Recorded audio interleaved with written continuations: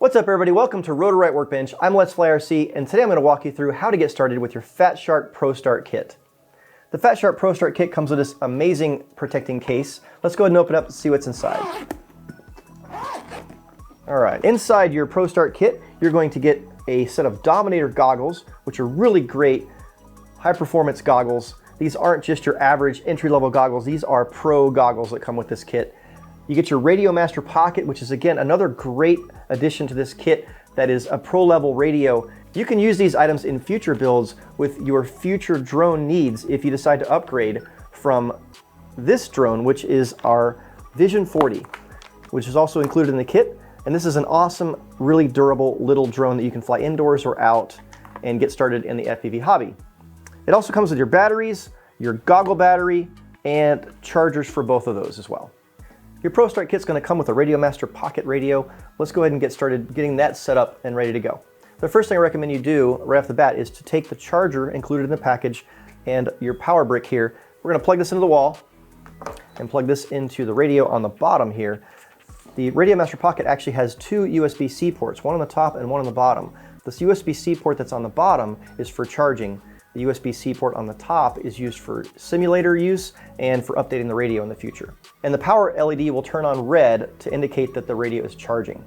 This red LED will turn off when the batteries are fully charged. Your Radio Master Pocket comes with a quick start guide, a little protecting pouch to put it in, and we also give you a Pro Start FPV drone kit user guide to tell you how to use the radio, which switches do what function. In order to use your Radio Master Pocket, you'll probably notice that the gimbal sticks are not pre-installed in this radio. So what we're going to need to do first is we're going to have to pull these gimbal sticks off the back of the radio and screw them into the threaded holes on the gimbals here.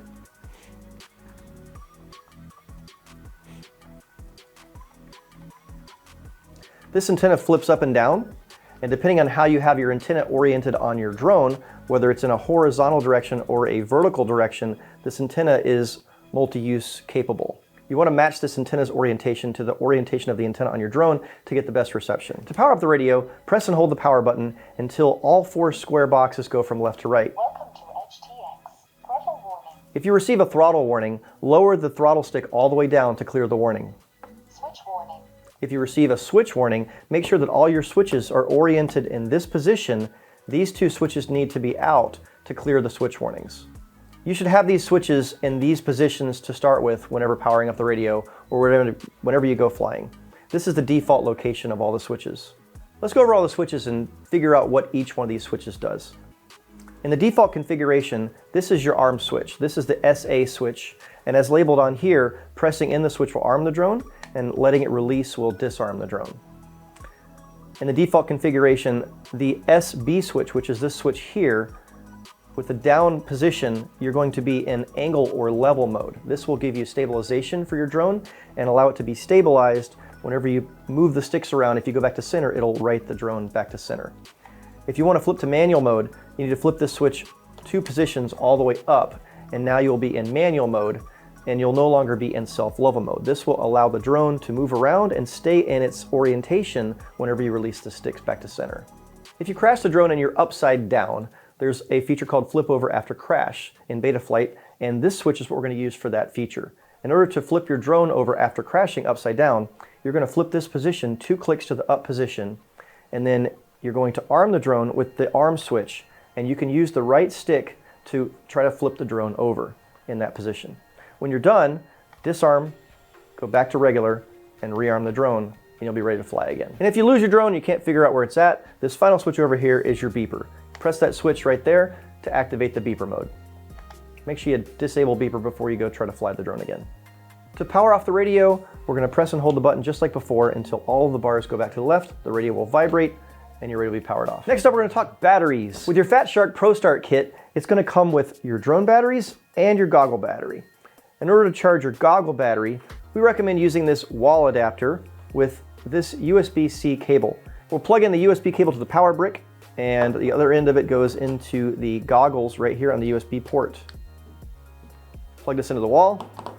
While it's charging, the green light will be lit, and when it is finished charging, the green light will go out. Once your battery is charged, you can power it on with the switch here and see the current voltage of this goggle battery. When your battery reaches 7 volts, it's time to charge it, and when it's fully charged, it will be at 8.4 volts charged. Now that your goggle battery is being charged and getting ready for flight, let's go ahead and talk about your drone batteries, because we'll need to charge those also. Your Fat Shark Pro Start Kit comes with 3 LiPo batteries, and it's very important to charge them properly and store them properly to maintain their longevity and make them last as long as possible. Your Pro Start Kit comes with this Fat Shark 6 battery charger that allows you to charge 6 batteries simultaneously. We're going to use this adapter to charge with. Go ahead and plug this into the wall, plug the other end of this adapter into the side of your Fat Shark charger. You can also charge with a LiPo using this port here if you're out in the field, for example. When your charger powers up, you're going to have 3 different indicators to describe the current you're charging at, the input voltage of the charger, and the fully charged voltage that you're aiming for. Your first category here at the very start is the current you're going to be charging at. In order to change the current, you're going to press this button 1 press at a time to increase the amperage. Once you get to the maximum amperage of the charger, it'll start over back at the beginning, back at 0.3 amps. These batteries, in order to properly charge these batteries, we should be charging them at 0.5 amps if you want to maintain the 1C charge rate. You can choose to charge them faster, but again, that might make your batteries last less long over time. So I'm going to go ahead and set this to 0.5 amps. In the right column, we're going to see the voltage we're going to be charging to. So the in voltage will be 3.85 volts per cell if we leave it in its current state. Because these are high voltage batteries, we can charge them up to 4.35 volts per cell. And in order to change this from 3.85 volts, which is the storage charge voltage, we need to press this button here, which is the voltage set button. We'll move it up to 4.35 volts.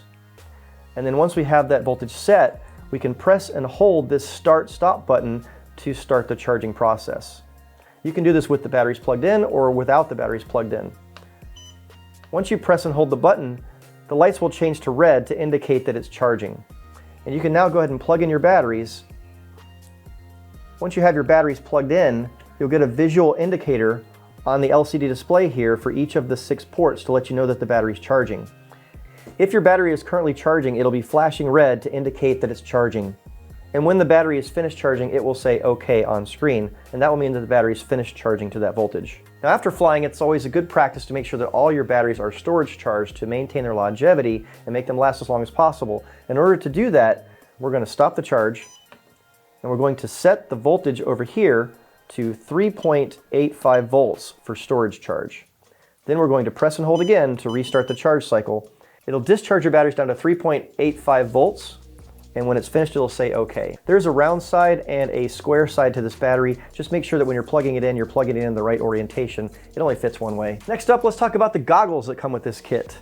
In the package, you're going to get a sticker sheet, a cleaning cloth, a quick start guide, 3 different power adapters capable of powering the goggles, of course, your goggle battery, your antennas, a couple of wedges to adjust the goggle fit to your face, and of course your goggles. The first thing you want to do before flying is you want to install these antennas onto your goggles. You could fly around like this technically, but you probably won't get very far. These antennas help to give you the extended range you need to fly farther. Go ahead and thread these antennas onto their RPSMA adapters, not tightening. You don't need to tighten them too tight, just finger tight is good enough. The goggle strap can be adjusted by peeling back the Velcro and loosening it or tightening it, re-adhering it to the Velcro on your head. Set up for a good fit for yourself with the desired tightness. On the bottom of the goggles, you'll have your IPD and focus adjustment. To adjust the focus, you want to turn the knob back and forth, and to adjust the interpupillary distance or the distance between your 2 eyes, you can adjust it left and right here. That'll help you get it in focus for a nice clear view. Whenever I'm flying a new spot, I'm obsessive about making sure that I record the flight in the goggles. And the reason being is that if I lose my drone, I can go back and find it again. In order to do that, we need to make sure we put an SD card into the SD card slot located right here. Be sure to put it in the correct orientation. It only goes in one way. And then if you want to record that flight, you can record it by pressing the record button right here. If there's an SD card already inserted into your goggles, the goggles should auto-record your flights on arming of the drone automatically, but just in case you want to do it manually, the button's right here. Right next to the record button is the joystick for navigating the goggle menu, and this is the back button for the goggle menu as well. The goggles are also equipped with an internal fan to help with fogging up of the lenses. You can increase or reduce the amount of fan pressure with this switch right here. In order to power the goggles, we have 3 different cable options that you can use to power these goggles. If you're going to use the battery that came with your Fat Sharp Pro Start kit, you want to use one of these 2 cables. There's a right angle adapter and a standard adapter. It's just personal preference which one you choose to use. I personally like to use the one with the right angle adapter because it just form fits to the goggles better. We're going to take the right angle portion of this cable and plug it into the goggles, and the other end is going to go into the goggle battery. In order to power the goggles, you need to flip the switch on to power them up.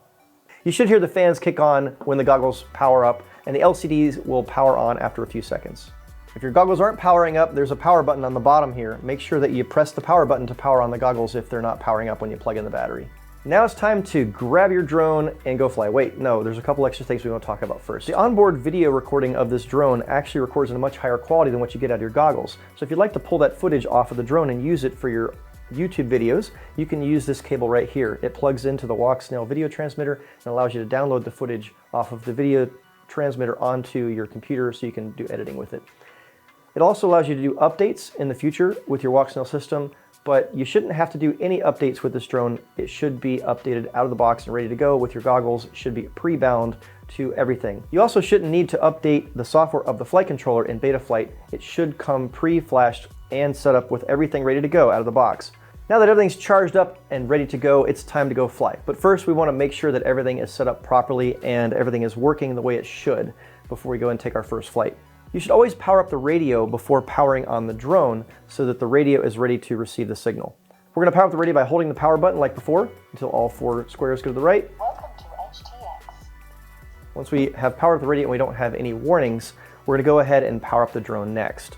When you power up the drone, it's important to take the battery and insert it in the correct orientation. We're going to put the battery in from back to front just like this. Slide it in, center it to where it needs to be, and then we'll plug in our power lead just like this. If you try to put it in the other direction, your power lead isn't going to reach, so this is the correct orientation to plug your battery in. Once your battery's installed, plug in the battery lead. It only fits one way, but make sure you plug the round side into the round side and the square side into the square side. Once you power it up, if your radio's turned on and everything's correctly bound, you should see the green light on the receiver light up solid green, just like that. If this light is not solid green, for example, if it's flashing green, that means that your receiver and your transmitter are not bound. The drone should be bound to the radio out of the box, but if for some reason it's not bound, I'm going to show you a step on how to rebind the drone to the radio. In order to do that, we're going to make sure the radio is powered on, press and hold the sys key, and then we're going to select the Express LRS menu by pressing in on the jog wheel here. Rotate the jog wheel down to the bind selection. Next, we're going to plug in the drone 3 times consecutively and leave it plugged in on the 3rd plug-in to execute the bind mode. Just lightly plug it in 3 times, and on the 3rd plug, fully plug it in. So we're going to plug, and then plug it in all the way on the 3rd plug. And if you've done this correctly, you should see a 2-flash pattern on your receiver with the green light there. Once your receiver's in that 2-flash pattern, we're going to go ahead and press the button for binding on the radio. And once the radio has completed its binding process, your green light should go solid and your radio is now bound to your drone. Now that your drone is powered up and bound to the radio, let's do a quick test to make sure that all the sticks and switches work the way they're supposed to. So we're going to make sure that our throttle stick is all the way down.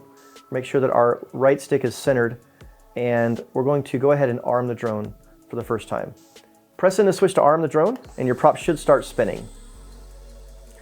Now for your first test, it's always a good idea to give it a light pitch forward, a light pitch backwards, left and right, to make sure the drone responds as you expect it to, without using any throttle at all. If I pitch forward, the drone should pitch forward just slightly.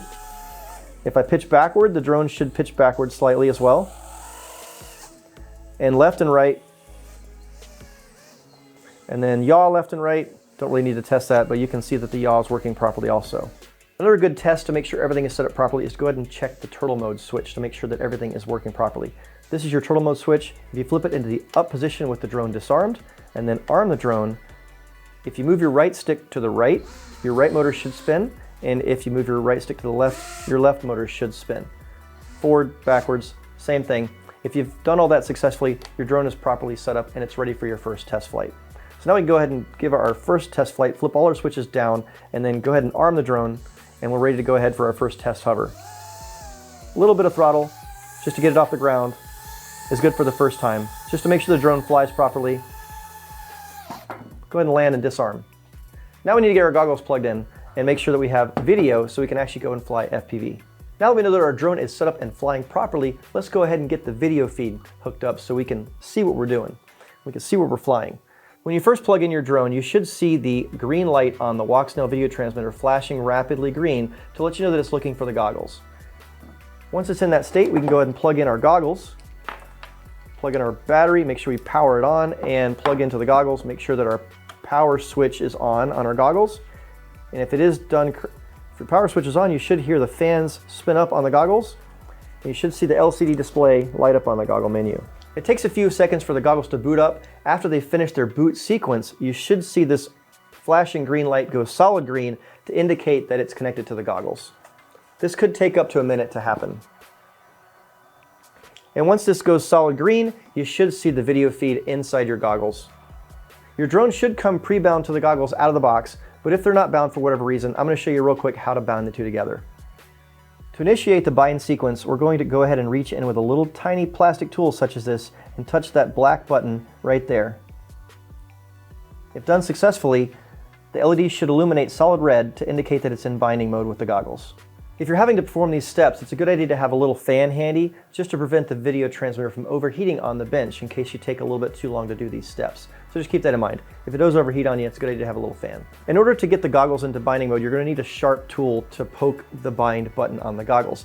I like to carry around a SIM card tool on my keychain at all times so that I'm ready to go if I ever need to bind my goggles. So I'm going to take a little tiny SIM card tool here and I'm going to press the bind button right up here one time to put the goggles into bind mode. If the drone is already in bind mode, you should either hear it beep once, twice, maybe not at all. Once you see the solid green light on the FPV transmitter, then you're good to go and your goggles are bound. If you're doing all these steps on the bench, there is a chance that your video transmitter could overheat for being plugged in for so long without flying. And if you leave your drone sitting a long time before you take off, there's also potential for it to overheat. If your drone's video transmitter is overheating, you should get an indicator in your on-screen display in your goggles telling you that the video transmitter is overheating. Another indicator that your video transmitter might be overheating is that it could be flashing red and green on the LED. If your video transmitter does overheat and you're not paying attention, for example, it will protect itself and turn off after a short period of time. Now that you have your radio all set up and your goggles all set up and your drone is flying properly, it's time to go fly. Thanks for watching, guys. I'm Let's Fly RC, and we'll see you next time on Rotor Riot Workbench. Stop.